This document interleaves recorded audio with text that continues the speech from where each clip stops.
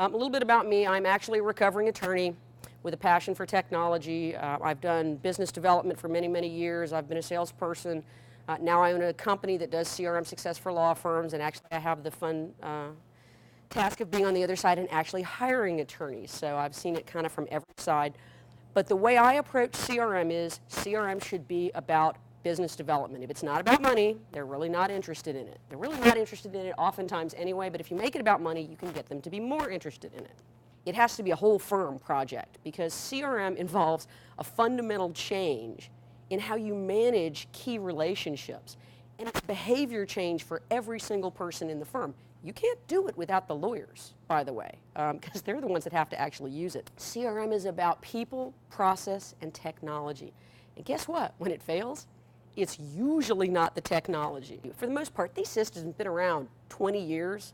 They work, especially the ones that are really integrated into sort of the law firm business process. They work. The number one thing the attorneys want to do is fix the mailing and event lists. And if you think about the billable time, $500 an hour, even up to $1,000 an hour, that makes absolute sense.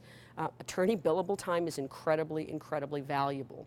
And so it really absolutely makes sense if they're spending a lot of time reviewing lists and looking at blast email communications around who knows who, you're talking tens or hundreds of thousands of dollars a year. It pays for the CRM out of the box.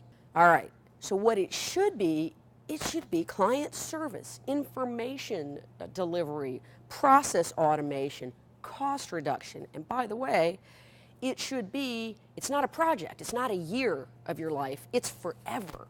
All right, it's a fundamental change and improvement in how we manage the key important relationships in the firm, which ultimately makes it a business development tool, which is a beautiful thing because that's something that the lawyers really care about.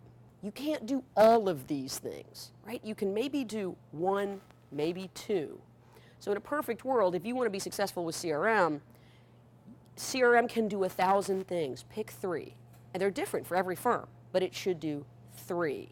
And when you finish one, you can do another one. Sometimes you have to think less about CRM and more about, hey, we ought to teach the attorneys how to manage, or even their secretaries, how to manage their contacts, because they're not doing that right now.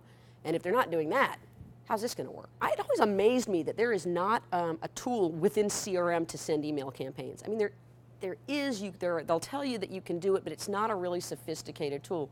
When CRM gets rolled out, a lot of times nobody thinks about data quality.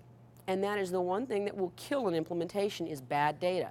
Because as lawyers, we're incredibly risk averse and detail oriented, and you get the semicolon in the wrong place in the PowerPoint presentation, we are on our iPhone doing something else, right?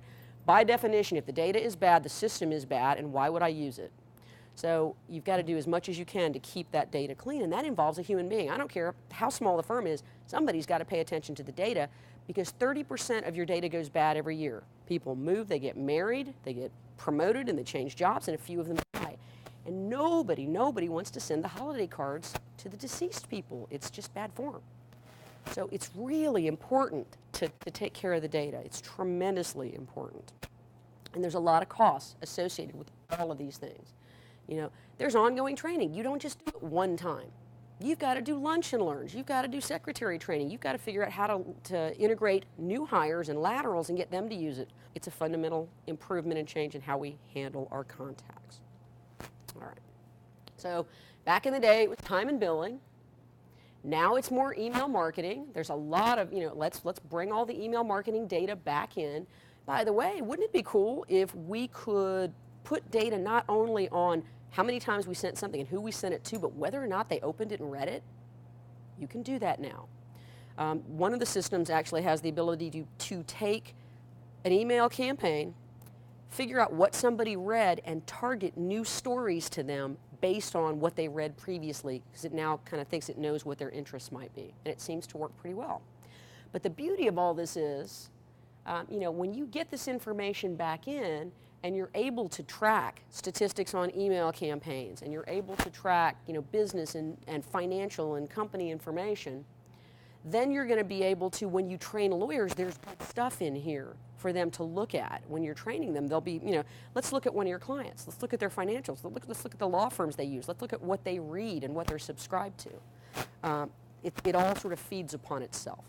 you really have to think about mobile now almost more than you do, just regular web technology. So, IntelliPad just came out with one, Interaction's got one, Coal Valley's, everybody's got pretty much a mobile app, they all have, but they're really focusing on them now, and you should be too, because the attorneys are on the road, they're traveling. The biggest firms that I work with, they are really focused on mobile because the attorneys, they won't take a laptop anywhere. Everything is an iPad or an iPhone, and they're on the road and they're trying to integrate and they're trying to cross-sell. There's a lot of technology being deployed to get experience out via mobile devices. Really, really exciting, interesting stuff going on in the mobile space. All these tools that we buy, all of the Monitor Suite and Advantage type tools and all the CI type stuff, it's great, but it's more important to actually sit down and look at it and talk about what it means and form a strategy based on it. So, get a good report. Don't have to have the greatest report in the world, but get one that is credible right now, and always be open to learning about new tools. But get the data and act on it and have a strategy around it. I think that's the most important thing.